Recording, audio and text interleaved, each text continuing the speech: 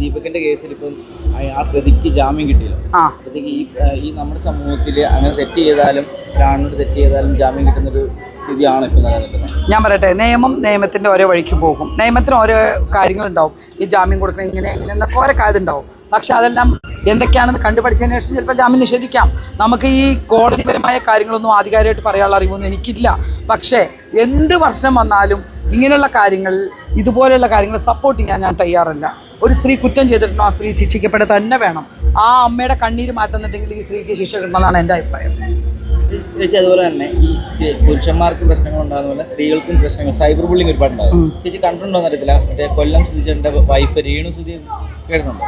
ആ വ്യക്തിയെ കുറിച്ച് സൈബർ ഒരുപാട് ട്രോളുകളും അതുപോലെ തന്നെ അനാവശ്യമായിട്ടുള്ള കമന്റ്സ് ഒരുപാട് വരുന്നുണ്ട്. ചേച്ചിക്ക് അതിനെക്കുറിച്ച് എന്താണ്? ഇത് അവരുടെ മിസ്റ്റേക്ക് കൊണ്ടാണോ? സ്ത്രീകളെല്ലാവരും നല്ലവരാണെന്നല്ല, ചിലവർ മോശമായിട്ടുള്ളവരുണ്ട്, ചിലവരും നല്ലവരുമുണ്ട്. അപ്പോൾ അത് അവരുടെ മിസ്റ്റേക്ക് കൊണ്ടാണ്. ഇതൊന്നും അവരുടെ ആരുടെ മിസ്റ്റേക്ക് കൊണ്ടല്ല. രേണു സുധി എന്ന് പറയുന്ന കുട്ടി ചെയ്യുന്ന വീൽസും അതും ഇതൊക്കെ നമ്മളൊക്കെ കാണുന്നത് തന്നെയാണ്. അവരവരുടെ വഴിക്ക് വിട്. പലർക്കും പല അഭിപ്രായം ഉണ്ടാവും. അവരിപ്പോൾ എന്തവസ്ഥയിലായി? ആരുടെ മുമ്പിൽ കൈ നീട്ടാതെയും വേറെ രീതിയിലും പോവാതെ അവർ കാശുണ്ടാക്കി ഓരോ റീൽസ് ചെയ്ത് കാശുണ്ടാക്കി. നമുക്കെന്താ എതിരഭിപ്രായം? അവരവരുടെ പാട്ടിന് വിട്. അവർ ചെയ്യുന്ന ജോലി അവർ ചെയ്യട്ടെ. ഞാൻ ചെയ്യുന്ന നിലപാട് ഞാൻ നടക്കും. ഇതൊക്കെ നമ്മൾ വ്യക്തിപരമായ ഒരു അഭിപ്രായങ്ങളാണ്. അതൊന്നും ആർക്കും തടസ്സം നിൽക്കാൻ യാതൊരു അധികാരവും ആർക്കും ഇല്ല. അതവർ ചെയ്തോട്ടെ. പലരും പലതും പറയും. എന്നൊരു കാര്യം ചെയ്യട്ടെ, ഈ പറയുന്ന ആൾക്കാരെല്ലാം രേണു സുധിക്കും എല്ലാ മാസവും ഒരു 5 ലക്ഷം 2 ലക്ഷം വെച്ച് അങ്ങ് കൊടുക്കട്ടെ. രേണു സുധി വീട്ടിലിരിക്കട്ടെ. എന്താ നല്ലതല്ലേ? പറ്റുമോ? ആർക്കെങ്കിലും പറ്റുമോ? ഇല്ല, ഒരാളും ചെയ്യില്ല. അപ്പോൾ അവർ, ഞാൻ പറയണ തെറ്റായ രീതിയിലല്ലാത്ത രീതിയിൽ, പിന്നെ നമ്മൾ ഒരു ഭർത്താവ് മരിച്ച ഒരാളാണ്, എല്ലാം ശരി തന്നെ. എൻ്റെ അഭിപ്രായത്തിൽ മറ്റുള്ളവരെയും കുറച്ചും കൂടെ ശ്രദ്ധിക്കുക. നമ്മുടെ സമൂഹത്തിൽ കുറേ നെഗറ്റീവ് കേൾക്കുമ്പോൾ കുറച്ച് കാര്യങ്ങളൊക്കെ നമ്മൾ ശ്രദ്ധിക്കേണ്ടതുണ്ട്. അതെൻ്റെ അഭിപ്രായമാണ്, വേറെ ആരുടെയല്ല. ഞാൻ എന്ത് ഡ്രസ്സ് ഇടണമെന്ന്, ഞാൻ എന്ത് ഇടണം ഞാൻ തീരുമാനിക്കണം. പക്ഷേ അത് സമൂഹത്തിൽ നടക്കുന്ന, ഞാൻ അറിയപ്പെടുന്ന ഒരാളാകുമ്പോൾ ഞാൻ അത് കുറച്ച് അച്ചടക്കം പാലിക്കണമെന്ന് തീരുമാനിച്ച ആളാണ് ഞാൻ. അതെൻ്റെ അഭിപ്രായമാണ്. ഞാൻ എൻ്റെ അഭിപ്രായമായിട്ട് മുന്നോട്ട് പോകും. ഓരോരുത്തരും ഓരോ വഴിക്ക് അവരുടേതായ രീതിയിൽ പോകുന്നതിന് എനിക്കൊരു തടസ്സവും പറയാൻ ഞാൻ ആളല്ല. അവർക്ക് ജീവിക്കണ്ടേ? ഞാൻ പറഞ്ഞ അവരെന്തായാലും ഐശ്വര്യയുടെ അത്രയും ഭംഗിയുള്ള ആളല്ല എന്ന് എനിക്കും അറിയാം, നിങ്ങൾക്കൊക്കെ അറിയാം. അവരവരുടെ കഴിവിൻ്റെ ഒരു പരിധി വെച്ച് അവർ അത്രത്തോളം നേടിയെടുക്കുന്നില്ലേ? അതിന് ആർക്കും എത്ര ബുദ്ധിമുട്ട്? അവർക്ക് ആരുടെ മുമ്പിൽ കൈ നീട്ടണ്ട. അവരിപ്പോൾ അവരുടെ ബാങ്കിൽ ബാലൻസ് ഉണ്ട്, ആരുടെ അടുത്തും പൈസ ചോദിച്ച് പോകണ്ട, ബുദ്ധിമുട്ടില്ല, കുട്ടികളുണ്ട്. ഇതൊക്കെ അവരുടെ കാര്യങ്ങൾ ആര് നോക്കും? അവർക്കും ജീവിക്കണ്ടേ? അവരവരുടെ കാര്യം നോക്കി ജീവിച്ചോട്ടെ. ചേച്ചി കഴിഞ്ഞൊരു ഇൻ്റർവ്യൂവിലും അത് ബൈക്കിലാണെന്ന് തോന്നുന്നു, ചേച്ചി ഇങ്ങനെ പറഞ്ഞു, ഭർത്താവ് ഇപ്പോൾ ഒരു ചായ ഇട്ട് കഴിയുമ്പോൾ ചായക്ക് ചൂട് കുറഞ്ഞാൽ അത് ചേട്ടാ അത് ക്ഷമിക്കണം, അടുത്ത പ്രാവശ്യം ചൂടാക്കി തരാം, ഇല്ലെങ്കിൽ അതിന് കുറച്ച് മധുരം കൂട്ടി തരാം, അങ്ങനെ എന്തൊരു പറഞ്ഞായിട്ട് ക്ലിപ്പിങ് ചെയ്യാൻ. അപ്പം അതിനിടയിൽ ഒരുപാട് പേര് പല രീതിയിലും പലരും ന്യായീകരിച്ചും പറഞ്ഞു, പലരും ന്യായീകരിക്കാതെ ചേച്ചി ഒരു അങ്ങനെ ചിന്തിക്കുന്നത് ഒരു മോശപ്പെട്ട ചിന്താഗതിയാണെന്നും അതൊരു കുലസ്ത്രീ പോലത്തെ ഒരു ചിന്താഗതിയാണെന്നും അങ്ങനെ പല കമന്റുകളും അതിൽ കണ്ടു. ചേച്ചിക്ക് അതിലെന്താണ്? മോനെ, ഇതിനകത്ത് ഒരു കമന്റും പറയേണ്ട കാര്യമില്ല. ഒരു ഭാര്യ ഒരു ഭർത്താവ് ജീവിക്കുന്നത് തുല്യമായിട്ട് സ്നേഹം അങ്ങോട്ടും കൊടുത്ത് ഇങ്ങോട്ടും കൊടുത്തു കഴിഞ്ഞാൽ ഭർത്താവും ഭാര്യയും നല്ല രീതിയിൽ തന്നെ ജീവിക്കും. പിന്നെ ഏറ്റവും കൂടുതൽ ഭർത്താവിൻ്റെ അമ്മയും അച്ഛനുണ്ടോ അവരെയും നോക്കണം. കാരണം എന്താ വെച്ചാൽ ആ അമ്മയുടെ അച്ഛൻ്റെയും മോനാണ് ഈ പറയുന്ന നമ്മുടെ ഭർത്താവ് അല്ലേ?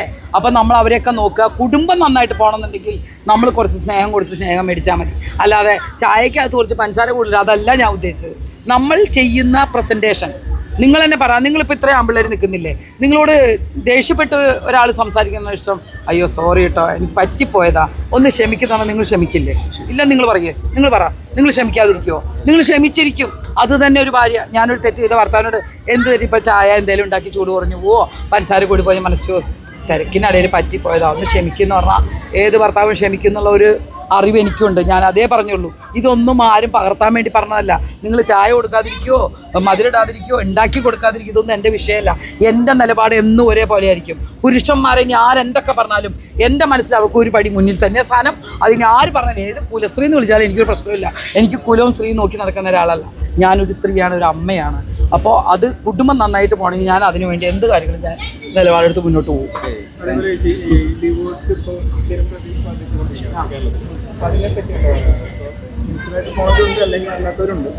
ഇപ്പോഴത്തെ തലമുറയ്ക്ക് ഡിവോഴ്സ് എന്ന് പറയുന്നതൊന്നും വലിയ പ്രശ്നമല്ല. കാരണം എന്താ വെച്ചാൽ അവർ ലിവിങ് ടുഗദറായിട്ട് കുറേ നാൾ നടന്നു നോക്കും. 2 കൊല്ലം പരീക്ഷ നോക്കിയിട്ടായിരിക്കും അവർ കല്യാണം കഴിക്കുന്നുണ്ടാവുക. ചിലപ്പോൾ അത് നിലനിന്ന് പോകും. അതുകൊണ്ട് ഇപ്പോഴത്തെ സാഹചര്യത്തിൽ നമ്മുടെ പഴയ കാലമല്ല, പഴയ കാലമാണ് കല്യാണമൊക്കെ വീട്ടുകാർ നടത്തി അവരെ അന്തസ്സായിട്ട് പറഞ്ഞു വിട്ട് അച്ഛനും അമ്മയും ആശ്വസിച്ചിരിക്കണം. ഇന്ന് കാലം മാറി. വാട്സപ്പിൽ കൂടെ തന്നെ പെണ്ണുകാണൽ നടക്കുക. 1 മിനിറ്റ് കൊണ്ട് ഒരാൾ ഇഷ്ടപ്പെട്ട ഒന്ന് ഫോട്ടോ ഇടുക, ഫോട്ടോ ഇട്ടു, പെണ്ണുകാണൽ കഴിഞ്ഞു, ചെക്കൻ കാണലും കഴിഞ്ഞു. പിന്നെ എന്താ നോക്കേണ്ടത്? പിന്നെ ഇപ്പോഴത്തെ തലമുറയുടെ ഇഷ്ടം പോലെ പോട്ടെ. പിന്നെ തിരിച്ചു വരും ഒരു കുറേ കഴിയുമ്പോൾ അയ്യോ അത് ശരിയായില്ലെന്നാണ്. അത് അവരുടെ മണ്ടത്തരം. ഇത്രയും കാലത്ത് നടക്കുന്ന ഇതെല്ലാം വെച്ച് നോക്കുമ്പോൾ മാനമര്യാദ ഒരു കല്യാണം കഴിച്ച് വിട്ടിട്ട് പോലും ജീവിക്കാൻ പറ്റാത്ത അവസ്ഥയിൽ നമ്മൾ നിൽക്കുന്നുണ്ട്. അപ്പോൾ അതൊക്കെ വെച്ച് നോക്കുമ്പോൾ ഓരോരുത്തരുടെ ഇഷ്ടത്തിന് അവർ പോകണു. റിവേഴ്സ് വരുന്നത് നമ്മൾ മാക്സിമം ഡിവോഴ്സ് വരാൻ കാരണം എന്താണ്? എൻ്റെ അഭിപ്രായത്തിൽ വേറെ ഒന്നുമല്ല. ഞാനൊരു സ്ത്രീയാണെങ്കിൽ എൻ്റെ കുടുംബം നോക്കാൻ കുറച്ചൊരു ക്ഷമ വേണം. ക്ഷമയുണ്ടെങ്കിൽ നമുക്കൊരു ഡൈവോഴ്സ് ഉണ്ടാവില്ലെന്നാണ് എൻ്റെ അഭിപ്രായം.